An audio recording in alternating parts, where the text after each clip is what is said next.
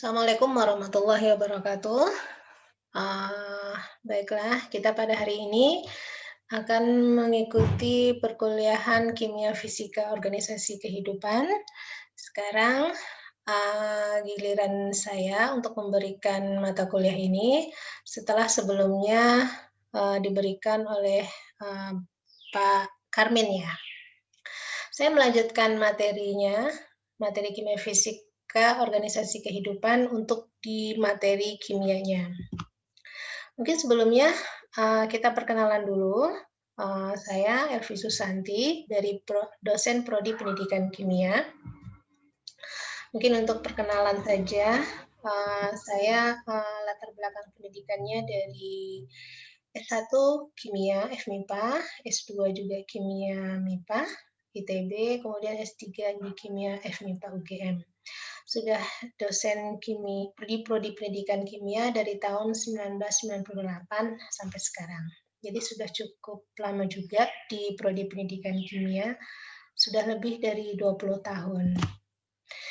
Ya, sekarang kita masuk ke materi.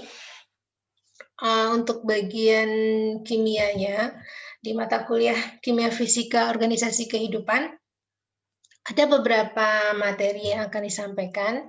Yang pertama, bagaimana konteks kimiawi kehidupan. Yang kedua, air dan kecocokan lingkungan bagi kehidupan. Kemudian yang ketiga, karbon dan keanekaragaman molekuler kehidupan. Kemudian di bagian yang keempat adalah struktur dan fungsi makromolekul. Jadi ada 4 materi disampaikan dalam 4 pertemuan. Kemudian nanti untuk pertemuan yang kelima, kita akan uji kompetensi untuk materi keempat materi kimia ini. Nah, sekarang kita awali dengan hakikat ilmu kimia. Kimia bukan materi yang baru bagi kalian, karena di SMA juga sudah belajar kimia. Semoga di semester 3 ini ternyata ketemu juga kimia. Dan saya harap kimia bukan sebagai materi yang mata pelajaran yang ditakuti, karena kimia itu sangat dekat hubungannya dengan ilmu yang lain, baik dari ilmu biologi, fisika, pasti ada hubungannya dengan kimia. Ilmu kimia ini sebenarnya berasal sudah lama sekali. Asalnya itu dari bahasa Arab, yaitu alkimia, artinya perubahan materi. Ditemukan oleh seorang ilmuwan Arab, yaitu Jabir Ibnu Hayyan. Sudah dari tahun 700 sampai 778 Masehi. Jadi kalau kita lihat dari hakikat ilmu kimia itu sendiri, itu adalah ilmu yang mempelajari tentang susunan, struktur, sifat, perubahan, serta energi yang menyertai perubahan suatu zat atau materi. Sedangkan materi itu sendiri adalah segala sesuatu yang menempati ruang dan memiliki massa.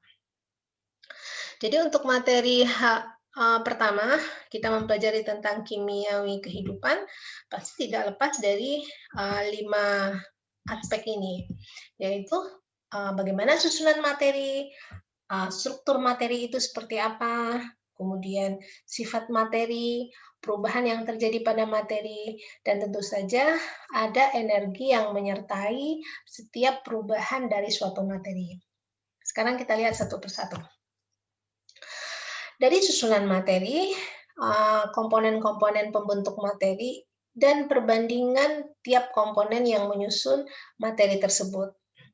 Kemudian dari struktur materi, kita akan melihat struktur partikel-partikel penyusun suatu materi, atau menggambarkan bagaimana atom-atom penyusun materi tersebut saling berikatan. Jadi, ikatan antar atom ataupun ikatan antar molekul. Kemudian setelah mempelajari susunan materi dan struktur materi, nanti akan diketahui sifat materi tersebut, dari sifat fisiknya maupun sifat kimianya. Dan sifat materi ini sangat dipengaruhi oleh susunan dan struktur dari materi tersebut. Jadi harus tahu susunan materinya dan tahu strukturnya, nanti akan mempengaruhi sifat penampakan dari materi tersebut. Kemudian kita mempelajari perubahan materi, baik itu perubahan fisika ataupun perubahan kimia. Perubahan yang tidak menghasilkan zat baru dan perubahan yang menghasilkan zat baru. Kemudian setiap perubahan tersebut pasti akan disertai dengan energi, baik energi yang diserap maupun energi yang dilepaskan. Nah, kita lihat bagian yang pertama yaitu susunan materi. Materi, sesuatu yang menepati ruang dan memiliki massa ini, bisa dibedakan atas dia bersifat sebagai tunggal atau murni atau berupa campuran. Kalau materi itu bersifat tunggal atau murni, itu bisa berupa sebagai unsur atau sebagai senyawa. Kalau dia berupa unsur, nanti bisa dikelompokkan menjadi ada unsur logam, non-logam, dan unsur antara logam dan non-logam tersebut yaitu unsur metaloid. Kemudian materi tunggal yang berupa senyawa bisa dikelompokkan menjadi senyawa yang bersifat asam, senyawa yang bersifat basah, dan senyawa yang bersifat garam. Sedangkan materi dia tidak tunggal tetapi merupakan suatu campuran, bisa diklasifikasikan sebagai campuran yang homogen dan campuran yang heterogen. Campuran yang heterogen ini bisa bersifat sebagai koloid dan bisa bersifat sebagai suspensi. Nah, kita lihat kalau dari susunan materi yang disebutkan di skem tadi, ada unsur, ada senyawa. Itu termasuk senyawa zat tunggal. Apa bedanya? Kalau unsur itu, zat itu tidak dapat dipecah lagi menjadi zat lain melalui reaksi kimia. Sedangkan senyawa, zat itu terdiri atas dua atau lebih unsur yang berbeda atau sama dengan kombinasi pada rasio yang tetap, perbandingannya tetap. Senyawa ini memiliki karakteristik yang berbeda dari unsur-unsur penyusunnya. Jadi kalau senyawa itu zat tunggal, tidak bisa dipecah melalui reaksi kimia, sedangkan senyawa itu bisa terdiri dari lebih dari dua unsur atau lebih, dan memiliki karakteristik yang berbeda dari unsur-unsur pembentuknya. Nah, beda dengan unsur dan senyawa yang merupakan zat tunggal, campuran itu adalah materinya terdiri dari penggabungan dua buah zat tunggal atau lebih dengan perbandingan yang tidak tetap. Jadi kalau pada senyawa itu rasionya tetap, perbandingannya tetap, sedangkan campuran perbandingannya tidak tetap. Di dalam kehidupan kita membutuhkan paling tidak 25 unsur kimiawi. Dari 92 unsur alami itu sangat penting untuk kehidupan kita. 4 unsur diantaranya karbon, hidrogen, nitrogen, itu adalah 96% merupakan unsur penyusun dari materi yang hidup. Sedangkan fosfor, sulfur, kalsium, kalium, dan beberapa unsur itu hanya dalam kategori mikro atau hanya sedikit yang tersisa yang ada di dalam kehidupan. Nah, bisa kita lihat di tabel ini komposisi masing-masingnya karbon, hidrogen, nitrogen, dan oksigen, 4 unsur yang terpenting itu mencapai 96%. Sedangkan unsur-unsur yang lain itu hanya 4%. Nah, itu makanya disebut sebagai unsur mikro yang kecil dari 0,01% itu banyak contohnya dari boron, kromium, iodin, besi, sampai seng. Tapi walaupun mikro, sedikit, tapi itu dibutuhkan.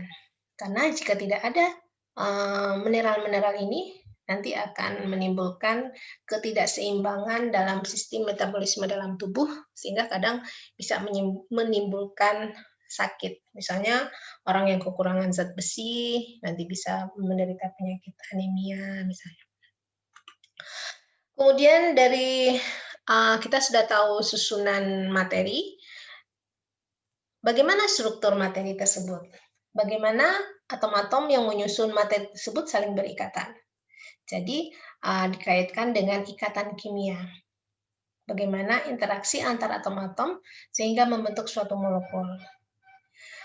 Ikatan itu merupakan daya tarik-menarik antara atom-atom yang menyebabkan suatu senyawa kimia dapat bersatu. Ikatan bisa terjadi karena interaksi elektron antara atom yang satu dengan atom yang lain, atau dia itu terbentuk ikatan karena untuk mencapai kestabilan. Nah, menurut Louis, ada teori namanya teori oktet. Mudah-mudahan masih ingat tentang teori oktet ini. Ini sangat berhubungan dengan terbentuknya ikatan. Sangat menggambarkan bagaimana peranan elektron dalam suatu ikatan. Jadi, kenapa terbentuknya ikatan? Karena atom-atom dalam unsur memiliki kecenderungan ingin stabil seperti yang dimiliki oleh susunan elektron gas mulia. Nah, sekarang kita lihat ikatan kimia. Ikatan kimia itu nanti jangan salah konsep antara, ada namanya ikatan antar atom, ada ikatan antar molekul. Ikatan antar atom itu bisa dibedakan antara ikatan ion, yang kedua ikatan kovalen. Ikatan kovalen itu bisa dibedakan banyaknya ikatan kovalen yang terjadi, apakah dia ikatan kovalen tunggal, rangkap 2, atau rangkap 3. Atau ikatan kovalen itu bisa dibedakan menjadi ikatan kovalen polar, ikatan kovalen non-polar. Kemudian berdasarkan ikatan kovalen koordinasi, di mana ikatan serah terima elektron, tapi pasangan elektron itu hanya berasal dari satu pihak saja. Itu termasuk ikatan antar atom, ikatan ion dan ikatan kovalen. Sedangkan ikatan antar molekul bisa dibedakan menjadi ikatan hidrogen, gaya van der Waals, gaya London, dan gaya dipol-dipol. Tapi yang lebih populer itu adalah ikatan hidrogen dan gaya van der Waals. Nah, ikatan antar atom. Bagaimana ikatan ion itu terjadi? Mungkin masih ingat kalau ikatan ion itu terjadi akibat perpindahan elektron dari suatu atom ke atom lain untuk mencapai kestabilan. Memiliki konfigurasi elektron yang sama seperti konfigurasi elektron gas mulia. Sedangkan ikatan kovalen ini adalah ikatan yang terjadi karena pemakaian pasangan elektron secara bersama-sama dari dua atom. Nah, kita lihat ikatan ion. Ikatan ion ini terjadi akibat terjadinya serah terima elektron antara ion positif dan ion negatif, antara unsur logam dan non-logam. Kalau dilihat di SPU itu antara unsur yang ada di kiri dengan unsur yang ada di kanan. Misalnya Na punya elektron, dia itu golongan 1, punya elektron bebas, elektron terluar atau elektron valensinya 1, jadi cenderung untuk melepaskan satu elektron untuk mencapai kestabilan. Sedangkan Cl itu mempunyai elektron valensi itu 7, untuk mencapai kestabilan, yaitu 8 elektron, dia butuh satu elektron lain. Sehingga Na dengan Cl saling memberi dan menerima elektron untuk membentuk suatu ikatan ion. Nah, kalau bedanya dengan ikatan kovalen itu pemakaian bersama pasangan elektron. Misalnya, ikatan kovalen dari atom yang sama, H dengan H, sama-sama memiliki satu elektron untuk membentuk konfigurasi elektron seperti gas mulia, misalnya He itu adalah 2 elektron, maka dia akan memakai bersama-sama satu dari H, satu dari H yang di kanan. Misalnya Cl juga demikian, Cl2 untuk membentuk kestabilan 8 elektron, satu memberikan, satu dipakai bersama-sama untuk membentuk ikatan kovalen di Cl dengan Cl. Ikatan kovalen yang tunggal. Ada ikatan kovalen rangkap 2, misalnya pada CO2. Jadi ikatan yang dipakai bersama itu ada 2 pasang. Kemudian ada ikatan kovalen rangkap 3, jadi 3 pasang. N2, antara N dengan N. Nah, kemudian untuk ikatan antar molekul, berbentuk ikatan hidrogen dan van der Waals. Apa yang dimaksud dengan ikatan hidrogen? Ikatan hidrogen ini adalah ikatan antar molekul karena terjadi gaya tarik-menarik antara dua muatan listrik parsial dengan polaritas yang berlawanan. Jadi antara muatan parsial positif yang berasal dari suatu atom hidrogen. Jadi ikatan hidrogen ini terjadi antara atom H dari suatu molekul, H yang parsial positif, dengan atom yang memiliki harga keelektronegatifan yang besar, misalnya N, O, dan F. Jadi kekuatan ikatan hidrogen ini sangat dipengaruhi oleh beda keelektronegatifan dari atom-atom penyusunnya. Semakin besar perbedaannya, semakin besar pula ikatan hidrogen yang dibentuknya. Kemudian kekuatan ikatan hidrogen ini akan mempengaruhi titik didih dari suatu senyawa. Senyawa yang memiliki ikatan hidrogen akan memiliki titik didih yang lebih besar. Misalnya ini, air. Air itu memiliki titik didih 100 derajat. Pada saat air itu mendidih, antara O dengan H ini adalah ikatan antar atom. Ikatan yang terjadi adalah yang merah ini adalah ikatan kovalen. Jadi antara O dengan H, antara O dengan H yang merah itu ikatan kovalen. Sedangkan antara molekul H2O yang satu dengan H2O yang lain itu adalah ikatan hidrogen. Jadi yang biru ini adalah ikatan hidrogen. Ikatan hidrogen, pengertiannya tadi, ikatan antara H yang parsial positif, H yang parsial positif ini karena diikat oleh atom yang elektronegatif, misalnya O. Jadi H ini parsial positif. Berikatan atau mengalami gaya tarik-menarik dengan unsur yang lebih elektronegatif, parsial negatif. Yang ini yang disebut sebagai ikatan hidrogen yang berwarna biru. Pada waktu mendidih, suhu yang diperlukan untuk merubah fase air menjadi fase gas yaitu 100 derajat. Pada saat 100 derajat itu, ikatan hidrogen ini putus. Nah, jika senyawa itu tidak memiliki ikatan hidrogen antar molekulnya, dibutuhkan suhu yang lebih rendah untuk membawanya dari fase cair ke fase gas. Gitu, hubungan antara ikatan hidrogen dengan titik didih suatu senyawa. Ini antara sesama molekul air. Lihat yang di kiri ini, ikatan hidrogen juga bisa terjadi antar molekul yang berbeda. Misalnya, antara molekul NH3 dengan H2O. Bisa membentuk ikatan hidrogen antara H yang parsial positif, H dari suatu air, dengan N atom yang elektronegatif dari molekul NH3. Nah, jadi yang hijau ini adalah ikatan hidrogen. Kemudian ini ikatan antar molekul, ikatan hidrogen antar molekul asam karboksilat. Ini antara H yang positif dengan yang unsur yang elektronegatif. Jadi yang pink ini, garis putus-putus yang pink itu adalah ikatan hidrogen. Ini ikatan hidrogen antara alkohol, misalnya ROH, CH3OH. Ikatan antara H dari suatu alkohol dengan O dari alkohol yang lain. Dibuat garis putus-putus antara ini 1, 2. Nah, ini yang pink-pink itu adalah ikatan hidrogen. Kemudian bisa terjadi ikatan hidrogen antara alkohol dengan N, ini amina, NRH-nya 2. Bisa juga terbentuk ikatan hidrogen. Sekarang ikatan antar molekul selain ikatan hidrogen yaitu ikatan van der Waals. Gaya van der Waals atau ikatan van der Waals ini dulu dipakai untuk menunjukkan semua jenis gaya tarik-menarik antar molekul. Jadi ikatan van der Waals ini jenis ikatan antar molekul yang lemah, dia lebih lemah dari ikatan hidrogen.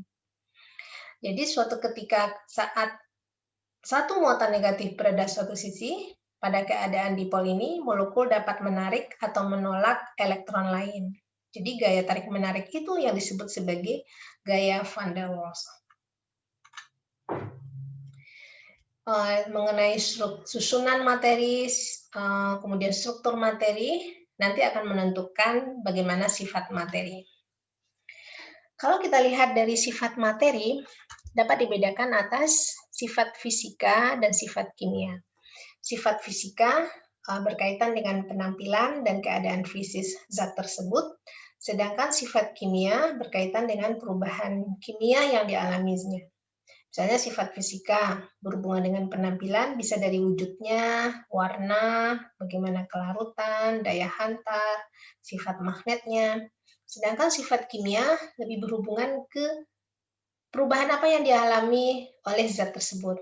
Misalnya zat itu mudah terbakar, mudah busuk atau bersifat asam, atau bisa mengalami perkaratan, atau zat itu mudah meledak, atau zat itu beracun. Itu berkaitan dengan sifat kimianya. Nah, dari sifat materi tersebut, dari sifat fisikanya bisa dibedakan wujudnya. Wujudnya itu bisa berupa padat, cair, dan gas. Dan ini akan memiliki karakteristik dari setiap bahan tersebut, setiap zat tersebut. Dari bentuk, volume, maupun struktur dari molekul yang ada di wujud zat tersebut. Kemudian kalau perubahan materi, bagaimana materi itu berubah dari satu bentuk ke bentuk lain, itu dikelompokkan menjadi perubahan fisika dan perubahan kimia.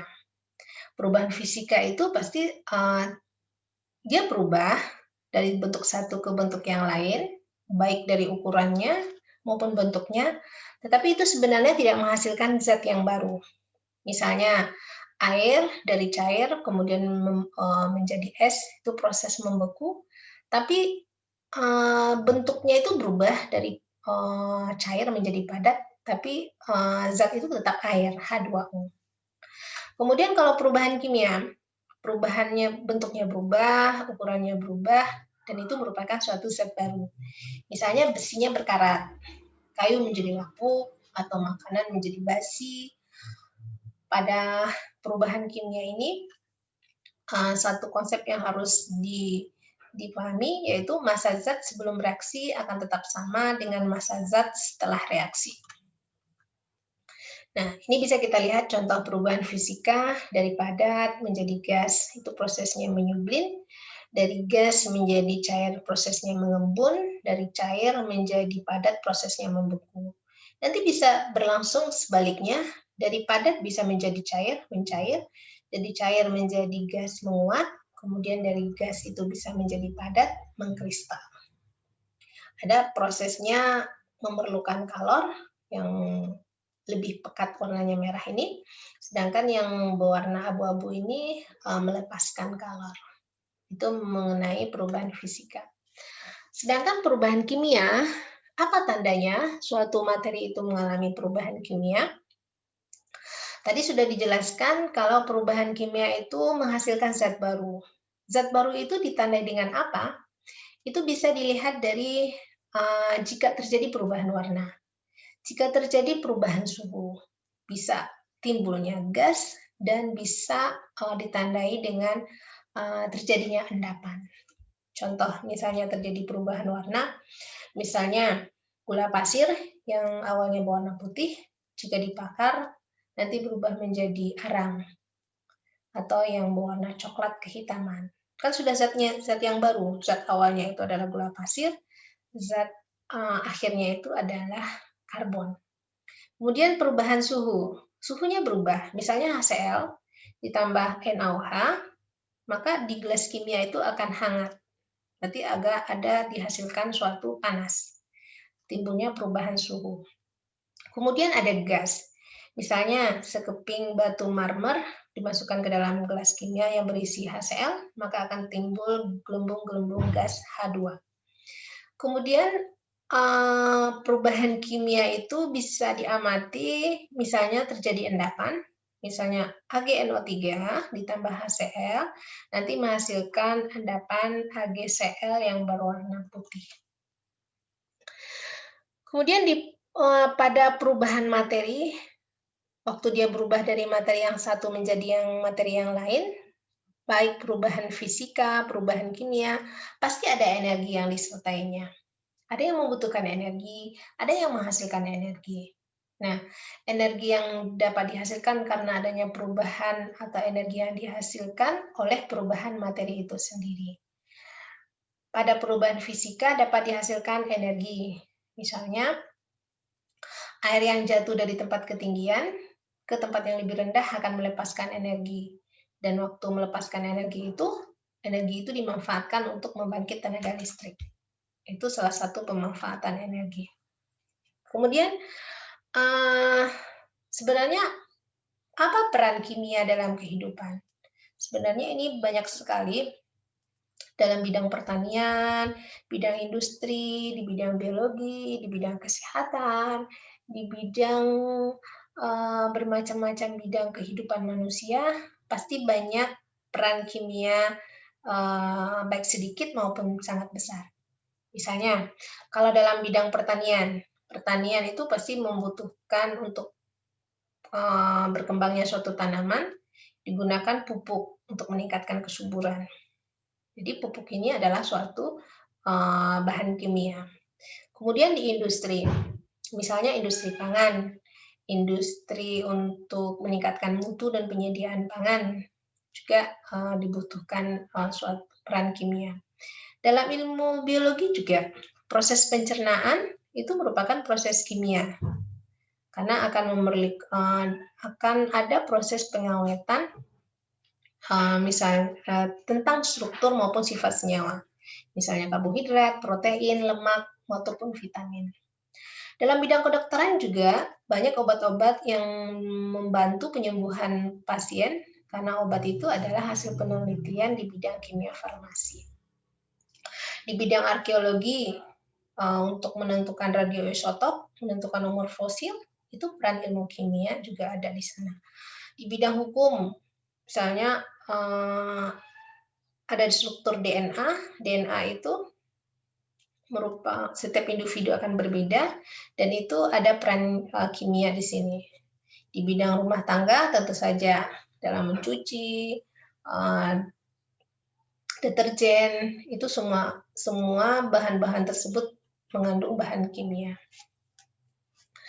Kemudian hubungan sifat fisik suatu senyawa, karena struktur suatu senyawa akan berhubungan dengan sifat fisik suatu senyawa, itu bisa digambarkan di sini sebagai titik didih, seperti yang saya sebutkan tadi, kalau ikatan hidrogen gaya antar molekul sangat mempengaruhi titik didih. Demikian juga senyawa yang berikatan ion atau ikatan kovalen. Hampir semua senyawa kovalen itu mempunyai titik didih yang rendah dibandingkan dengan senyawa ion. Misalnya garam dapur NaCl itu meleleh pada suhu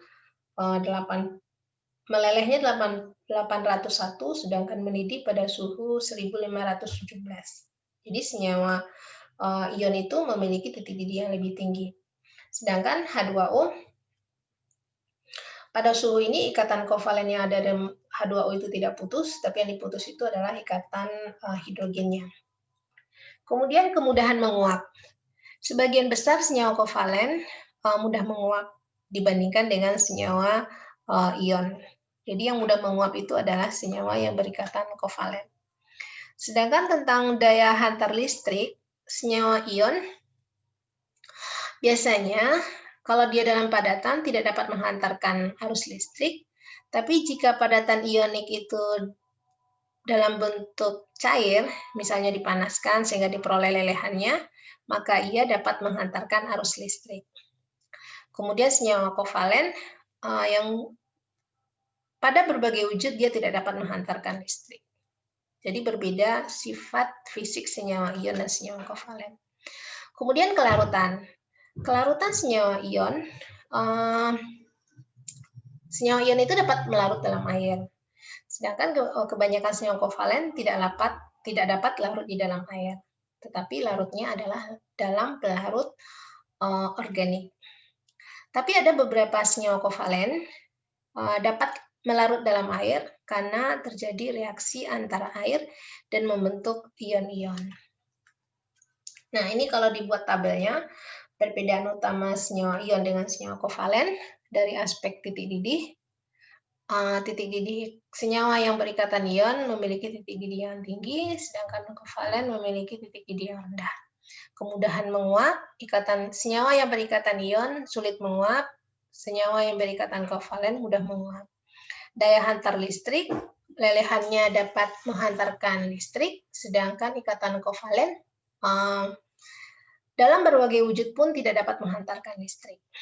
Sedangkan untuk kelarutan dalam air, senyawa yang berikatan ion sangat mudah larut dalam air, sedangkan senyawa yang berikatan kovalen sulit larut dalam air.